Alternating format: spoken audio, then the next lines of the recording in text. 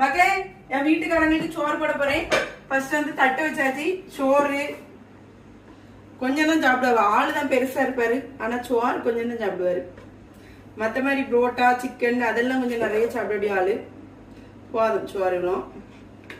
அதுக்கப்புறமா அவங்களுக்கு பிடிச்ச ரொம்ப டேஸ்டான காய்கறி குழம்பு.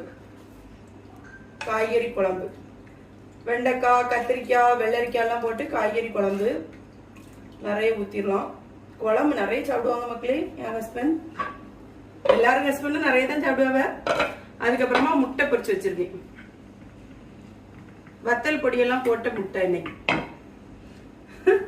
இது வந்து ஒரு மூடியாகும், அது ஆடிட்டு இருக்கு. அப்புறமா கொஞ்சோல துவையல் இனி அவங்கள்ட்ட கொடுக்கலாம் சாப்பிட்டதுக்கு. ரம்யா, நீ வச்சிருக்க குழம்பு நான் சாப்பிட மாட்டேன்ல, தயிர் தானே ஊத்தி சாப்பிடுவேன். உங்க குழம்பு நல்லா இருக்காது. அப்படியா? நல்லா இருக்காதா? மக்களுக்கு தெரியுமா? பிடிங்க.